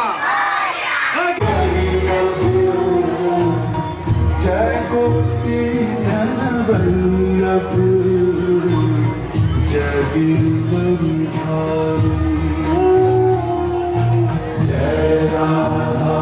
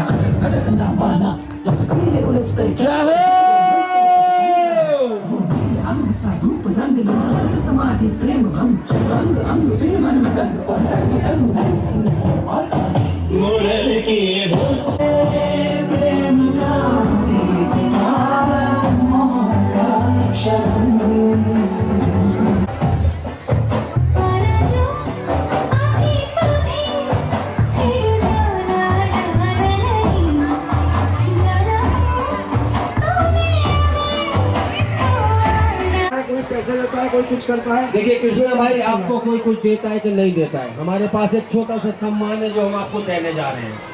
अजय भाई, अगर इस प्रोग्राम की कोई चाबी है, यदि इस प्रोग्राम में कोई ताला है, बेटे इनको ऐसी भाषा समझ नहीं आती। विधान चंद्र परमार, मतलब आपका नाम विधान है, चंद्र है, परमार कौन सा? अरे मेरा नाम तो विधान है, लेकिन पूरा नाम विधान चंद्र परमार है। पूरी फैमिली का नाम बता रहे हो क्या? नहीं, फैमिली का नाम तो 3 ही लोग हैं फैमिली में, कई नाम बताऊंगा। चलो ठीक है, ओके बेटा, थैंक यू। स्टार्ट बेटा। तो आज मैं आप सभी को बांसुरी का प्रदर्शन करूँगा आपके आगे। तो इस प्रदर्शन से पहले आपको मैं कुछ श्लोक सुनाऊंगा श्रीमद् भगवद गीता के, जो कि हमारे दैनिक जीवन में बहुत महत्वपूर्ण है। तो हमारा पहला श्लोक है, यदा यदा हि धर्मस्य ग्लानिर्भवति भारत अभ्युत्थानम् अधर्मस्य तदात्मानं सृजाम्यहम् परित्राणाय साधूनां विनाशाय च दुष्कृतां धर्म संस्थापनार्थाय संभवामि युगे युगे। और जो हमारा दूसरा श्लोक है, यह भी हमारे दैनिक जीवन के लिए बहुत महत्वपूर्ण एवं काम आता है हमारे दैनिक जीवन में। और दूसरा श्लोक है, कर्मण्येवाधिकारस्ते मा फलेषु कदाचन मा कर्म फल हेतु भूर्मिते संगोस्तु कर्मणि। कुछ लोगों को इसका अर्थ नहीं पता होगा, तो मैं बता देता हूँ कि इसका अर्थ होता है कि हमें कर्म करना चाहिए, उसके फल की इच्छा नहीं करनी चाहिए। फल स्वयं भगवान श्री कृष्ण के हाथ में। आप थोड़ी तेज वॉइस में बोलिए प्लीज। फल स्वयं भगवान श्री कृष्ण के हाथ में है। तो अब अपना बांसुरी का प्रदर्शन शुरू करते हैं।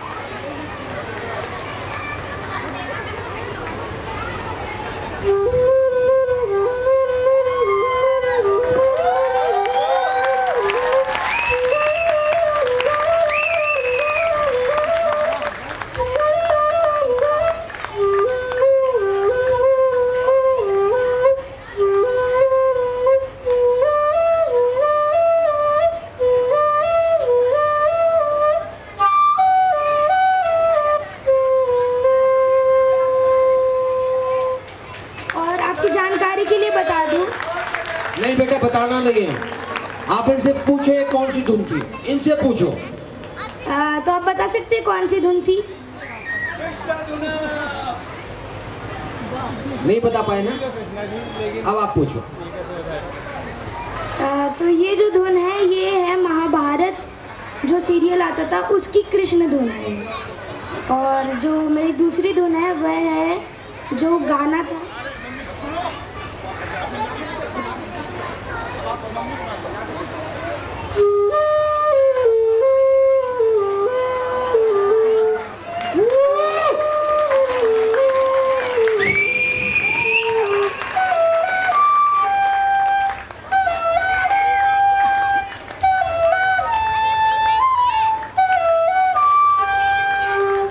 गुड है। आप एक मिनट, क्या कोई बता सकता है कौन सी धुन है ये?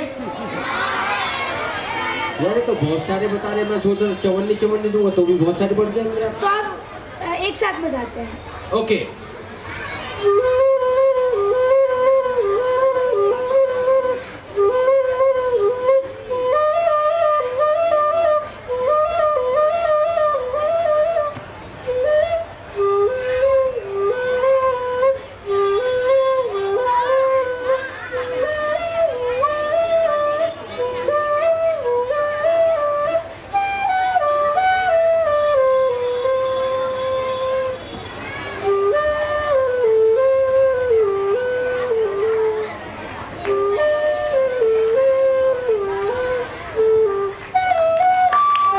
तालियां रुकनी चाहिए।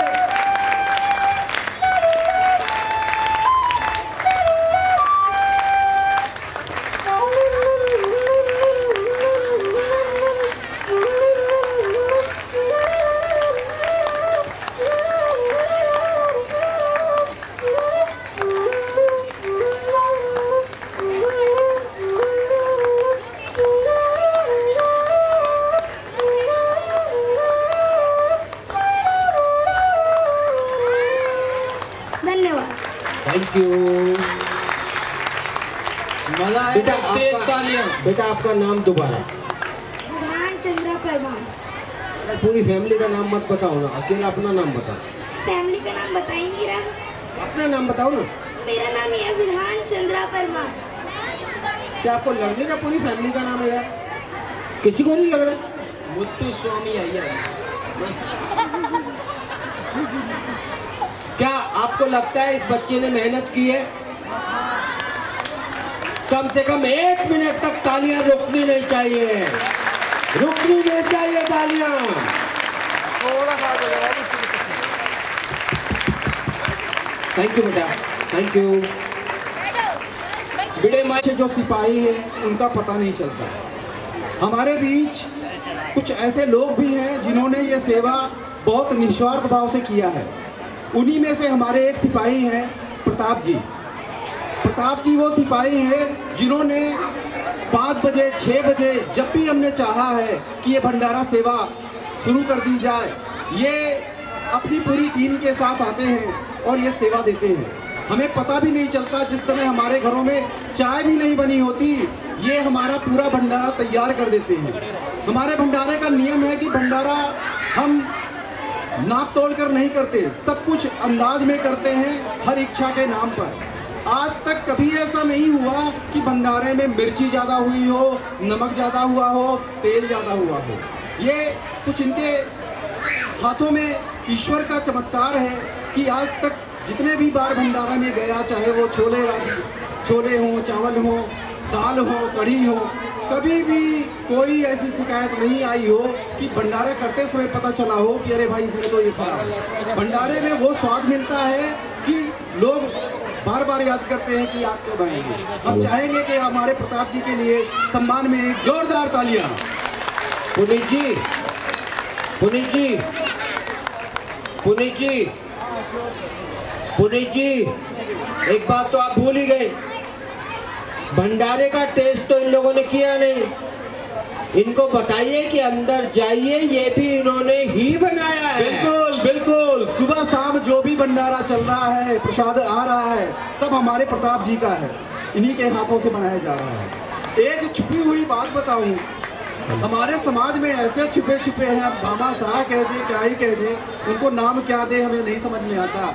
सेवा भाव में जब निकले थे तो पीछे देखा तो अरे ये तो लश्कर आ गया हमारे साथ। उन्हीं लश्कर में हमारे दीपक जी हैं जिन्होंने कभी सिकन भी नहीं आने दी और बताया भी नहीं और अपना सेवा का कार्य करते आ रहे हैं। यह मिलकर हमारी एक टीम ऐसी बन गई है कि हमें लगता है कि हम कोई भी जिम्मेदारी इस चिराग दिल्ली में उठा सकते हैं।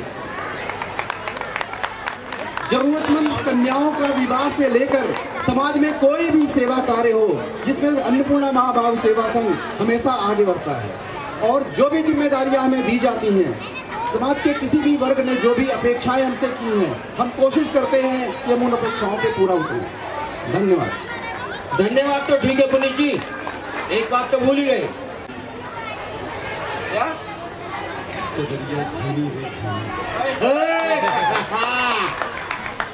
आपको बता दूं कि जितने प्रोग्राम स्टेज पे होते हैं, उनके सूत्रधार, उसके लिए जो छोटे छोटे बच्चों को तैयार करते हैं, 2-2, 3-3 महीने पहले से तैयारियां कराते हैं, वो सिर्फ पुनीत जी हैं, सिर्फ पुनीत जी। मैं कुछ बोलना चाहूँगा। ऐसा है, ये हमारे बच्चे जो काफ़ी मेहनत करते हैं, सारा श्रेय ये मुझे दे रहे हैं बच्चों का, मेरा इसमें कुछ नहीं है। बस मैं हेलो, बच्चे अपनी तालियां लेके चले जाते हैं। गॉड चुन्नी भी पहुंच गई, लाल रंग की लाल चुनरिया। ठाकुर कितने आदमी थे? ये तो अकेले ही है, कारवा जुड़ गया। Next performance.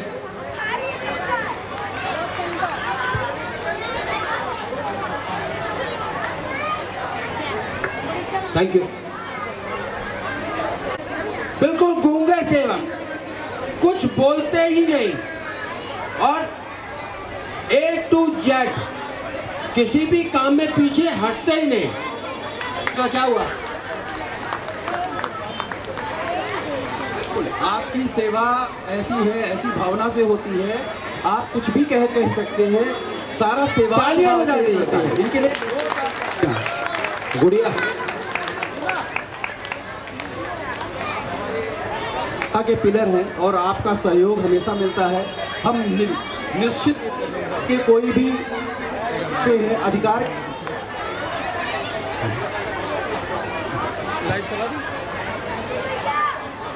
आप तो डांस कर चुके, फिर कौन सा डांस करना है? आपने जो अभी डांस तैयार किया है कितनी देर में? ओह माय गॉड, आधे घंटे में। बेटा एक बार खड़े हो ना।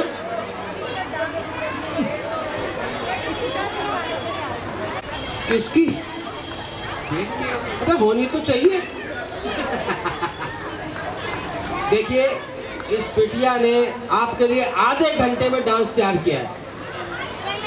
ये डांस शुरू करने से पहले मैं आपसे पूछना चाहूंगा सबसे, प्लीज शोर बंद कर दीजिए, प्लीज शोर बंद कर दीजिए। आपको एक बात बोल देता हूं, ईश्वर ये रात अगले साल ही नसीब देगा हमें। शायद हम लोग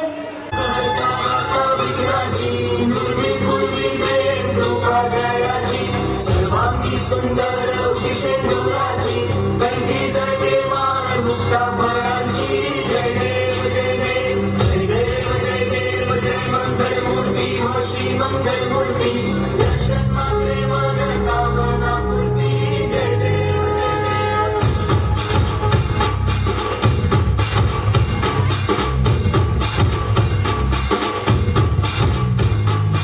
लंबोदर तू विनायक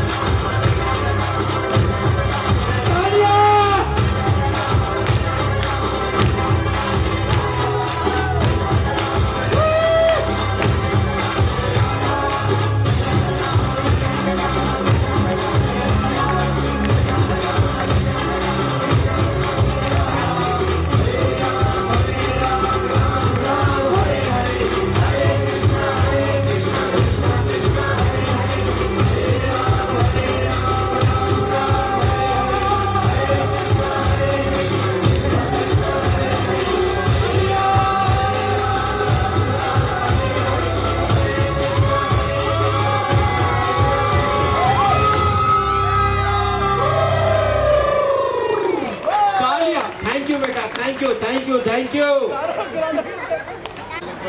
खाटू श्याम की तरफ से पादुका सेवा है, वो हमारे निःशुल्क है बिल्कुल ना। हम वो अपनी तरफ से यहाँ सेवा देने के लिए आए हैं। मैं चाहूँगा उनको मंच पे बुलाया जाए।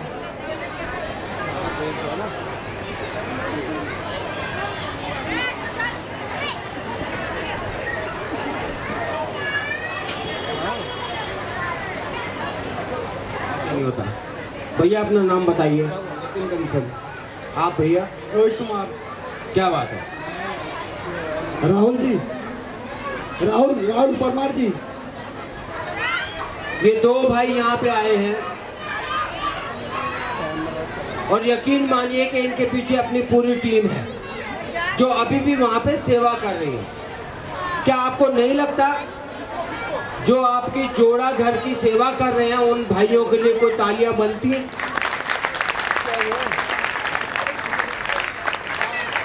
अबे यार, मैं तो भगवान से प्रार्थना करूंगा इनके जूते चोरी हो जाएंगे। ऐसी ताली थोड़ी होती है यार, जोरदार तालियां। अमित शर्मा।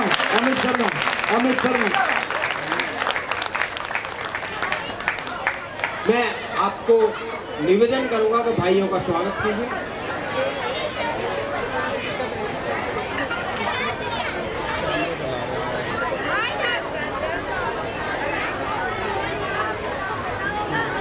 आप लोगों की तालियां रुकनी नहीं चाहिए। एक बात मैं आपको बता दूं, याद रखना मेरी बात को, शायद आपको यकीन हो जाए। जो इंसान ईश्वर के दरबार में बैठा है उसी ईश्वर की प्रार्थना की वजह से एक चौड़ा घर बनता है जो दरबार से बहुत दूर बनता है और वो आदमी वहां पे सेवा करता है। जो इस प्रांगण की जोड़ा घर की सेवा करता है, याद रखना ईश्वर का ध्यान नजदीक में कम और दूर बहुत ज्यादा होता है। ईश्वर जिसके पास आप चिपक रहे हो उसको शायद इतनी ब्लेसिंग मिले या ना मिले, लेकिन जो दूर है उसको पूरी ब्लेसिंग मिलती है। हम ईश्वर से कामना करते हैं इन भाइयों की हमेशा मनोकामना पूरी हो। धन्यवाद भाई, धन्यवाद। हमारे बीच में हमारे संगठन का जो सोशल मीडिया प्रभारी है अमित शर्मा जी, हमारे संस्था बिल्कुल छोटे लेवल में था, मतलब इसको कोई अमित जी जिन्होंने हमें इतने से इतना बनाया, अमित जी सोशल मीडिया पे लेके हमें इतने से इतना बनाया, ईश्वर उनको इतने से इतना बना दे। शंकर भगवान की।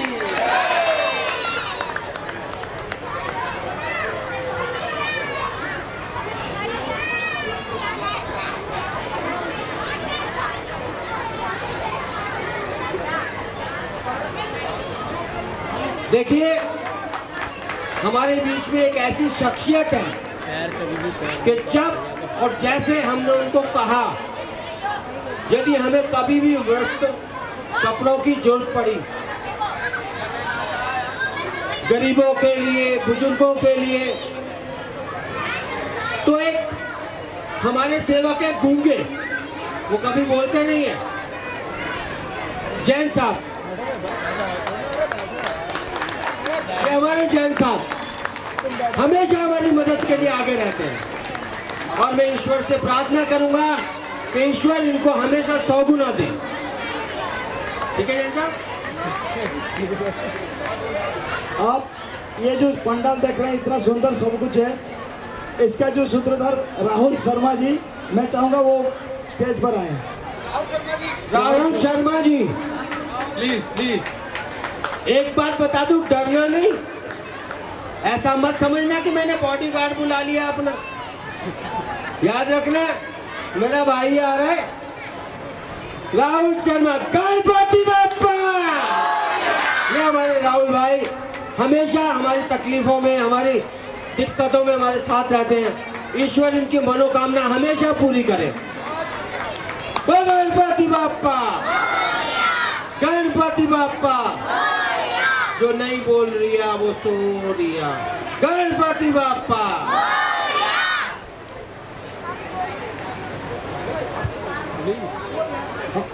हमारा जो रिक्शे वालों को जो हमारा सम्मानित किया जाता है, उसके लिए जो हमारा आता है, मैं राजेश गुप्ता जी को कहूँगा, उनकी तरफ से वो सम्मान आता है। राजेश गुप्ता जी। देखिए आज गूंगों की टीम इकट्ठी हुई है, गूंगों की जो बोलते ही नहीं है। आज गूंगों की टीम इकट्ठी हुई है। पहले एक गूंगे जैन साहब आए थे, अब एक गूंगे गुप्ता जी आ गए।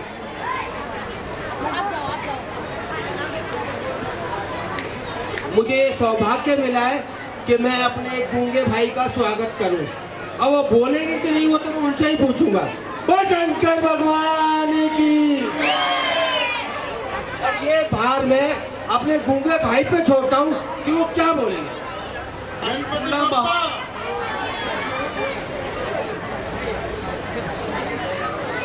देखिए आपको आपने ना एक टैलेंट खो दिया। आपने एक टैलेंट खो दिया।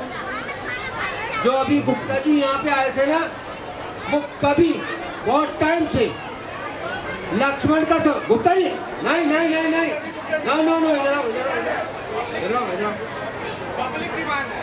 ये लक्ष्मण का रोल करते थे। आजकल रोल बहुत आसान हो गया है, सब कुछ होता है। मैं गुप्ता जी से चाहूंगा कि लक्ष्मण का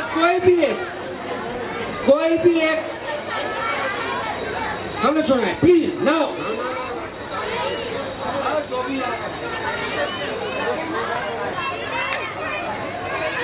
एक डायलॉग तो बनता है, एक डायलॉग तो बनता है राम के चरणों में, इसी जोश में, उसी एनर्जी के साथ।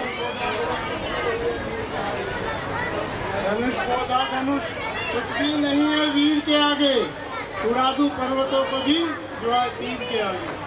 शंकर भगवान की। देखिए सेवा संघ ये पुराना चावल है, आज तक उबल रहा है भाई। बस शंकर भगवान की। राहुल परमार जी, ये हमारे साथ देखिए ऐसे सिपाही हैं जिन्होंने हेलो, इनको 5 रुपए का गुब्बारा मत समझना, जैसे फूले हुए कि 5 रुपए का गुब्बारा उड़ जाएगा। इनकी मेहनत से, इनके संघर्ष से, इनकी पूरी पॉजिटिविटी की वजह से आज हम लोग यहाँ खड़े हैं। ये जितनी मेहनत करते हैं और जितना माल बटोरते हैं भाई, गजब। राहुल परमार जी 2 वर्ड, सिर्फ 2 वर्ड। कहने के लिए तो बहुत कुछ है, खत्म हो गए 2 वर्ड।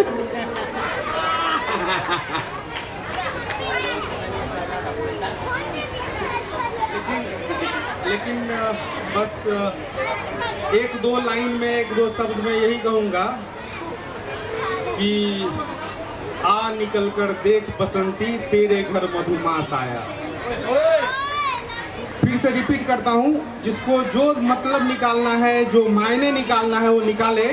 बस रिपीट करता हूँ, आ निकल कर देख बसंती तेरे घर मधुमास आया। Thank you. अब मुझे नहीं पता इन्होंने बसंती किसको कहा भाई, मैं माफी चाहता हूँ। हमारे बीच में जो ये संस्था में सब लोगों को जोड़ा जाता है, हमारे स्टेट संस्था में 9 स्टेट से लोग हैं जो सबसे ज़्यादा कोऑर्डिनेटिंग का काम करते हैं। हमारे भाई देवेंद्र जी जो पीछे ही रहते हैं, लेकिन सबसे ज़्यादा लोगों को जोड़ने वाले देवेंद्र भाई हैं और उपेंद्र भाई हैं। सब दोनों के बीच में इंद्र लगा हुआ है, यहाँ भी पीछे खड़े हैं। मैं दोनों को भैया इनकी गलती नहीं है, इनकी गलती नहीं है। आ जाओ, आगे आओ, आगे आओ। नाम बताइए, नाम बताइए। देवेंद्र शर्मा। नाम बताइए। इंदर कुमार साहब। बीवी का नाम बताइए। सुनीता शर्मा। बीवी का नाम बोलिए। सुनीता शर्मा। सुनीता शर्मा। बीवी का नाम बोलिए। सुर्मिला शर्मा। देखा कितनी सुर्मिला आई हो रही है भाई। ताली ताली। सुनिए सुनिए, आज यहाँ पे कुछ हो या ना हो, बीवी का नाम बताइए। सुनीता शर्मा। देवेंद्र शर्मा। अपना नाम बताइए। उपेंद्र कुमार शर्मा। बीवी का नाम बताइए। सुर्मिला शर्मा। ये 4 डांस जरूर होंगे। बस शंकर भगवान की। ये वो पिलर है जो कभी दिखते नहीं है और मेहनत में कभी पीछे हटते नहीं है। ईश्वर हमेशा इनकी मनोकामना पूरी करे। Thank you.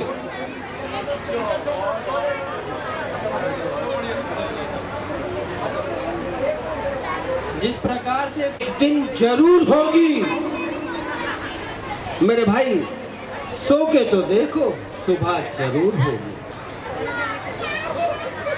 रात बाकी है यार, बहुत गर्मी हो रही है।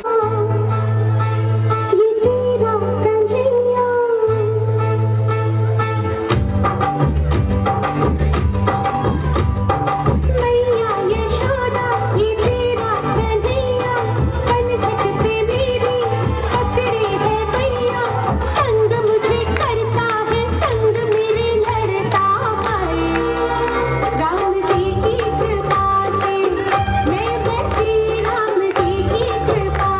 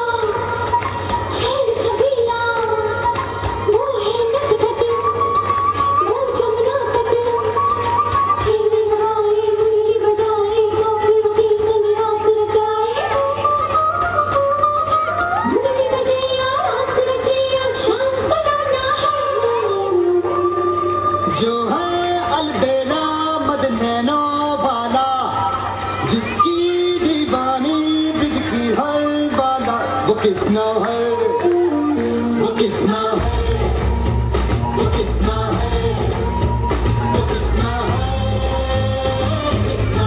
मेरे बंसी बजैया Nandlala Kanhaiya,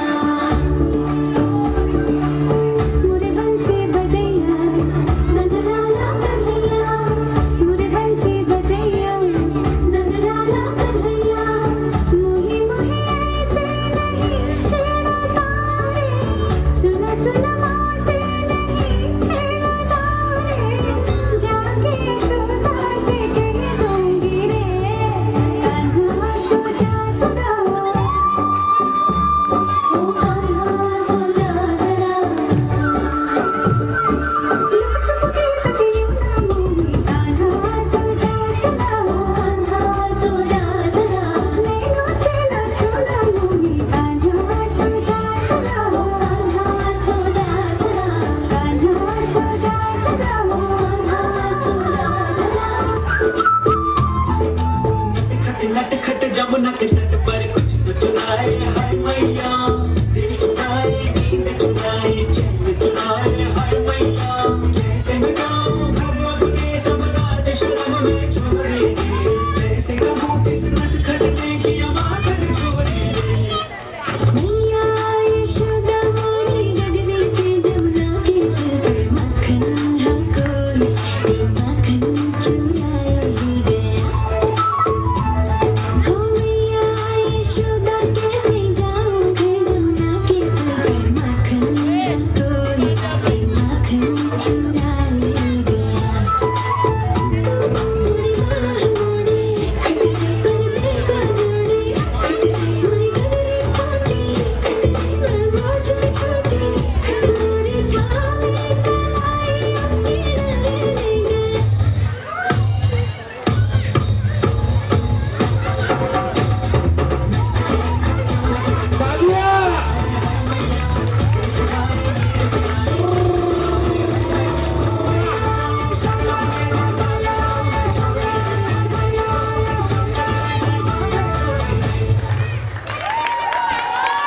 thank you madam, thank you.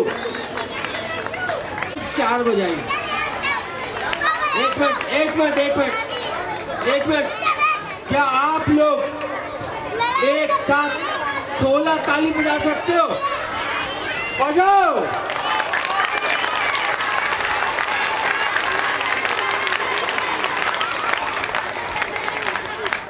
आपके बीच में एक आखिरी परफॉर्मेंस।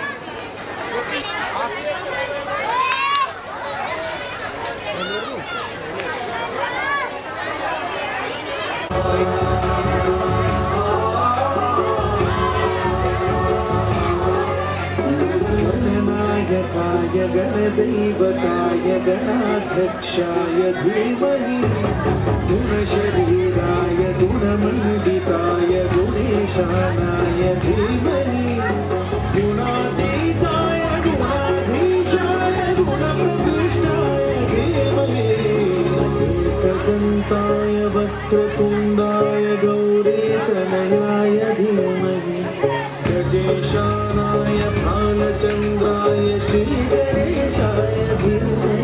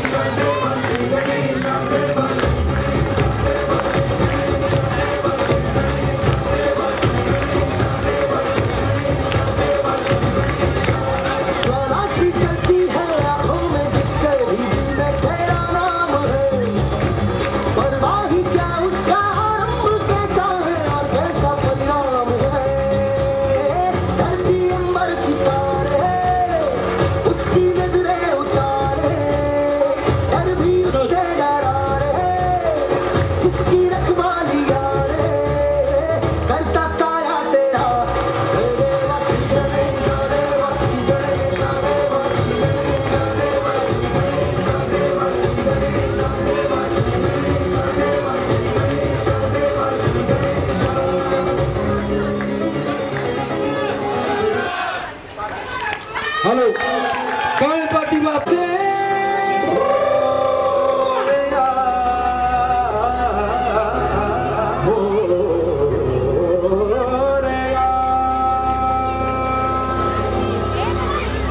मेरे सामने चढ़ जाओ। तेरे कोने में जो दाना छुपा है मोरिया, तेरी जय हो, ज्योति की जय हो।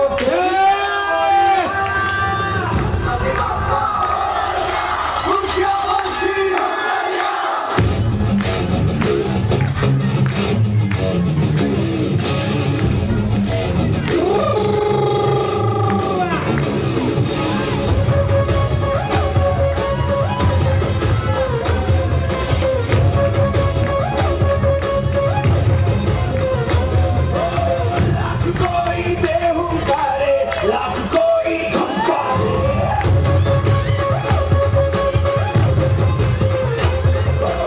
हम तेरी राहों पे चलते, हम नहीं रुकने वाले।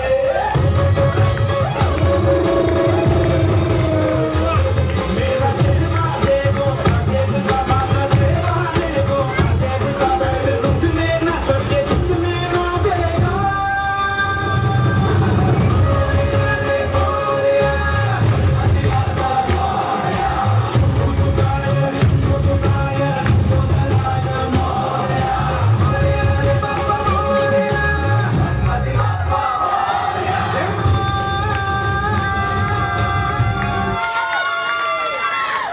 किसी को बुलाता कोई समय डिसाइड करता है, यूं ही नहीं किसी को बुलाता कोई समय डिसाइड करता है कि कौन आएगा, कौन बुलाएगा और कौन खाएगा, कौन रहेगा, कौन सोएगा और कौन यादें बुलाएगा।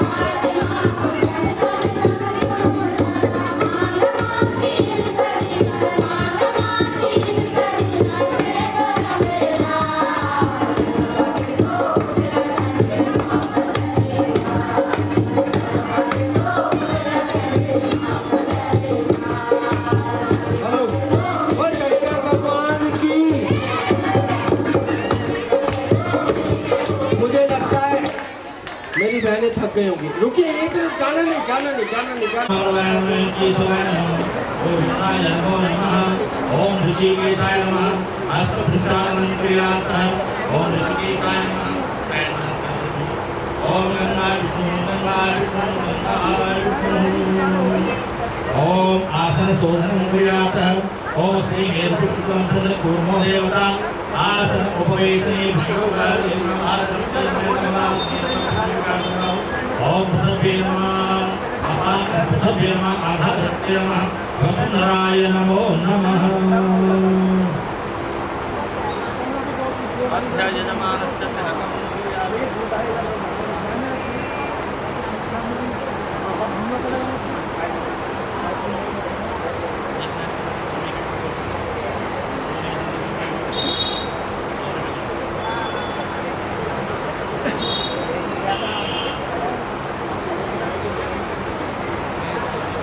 वासुदेवाय नमः उमामहेश्वराभ्याय नमः वाणीहिरण्यगर्भाय नमः सचिवप्रणवाभ्याय नमः मातृविद्वंसमलेभ्यो नमः पितृदेवताभ्यो नमः कुलदेवताभ्यो नमः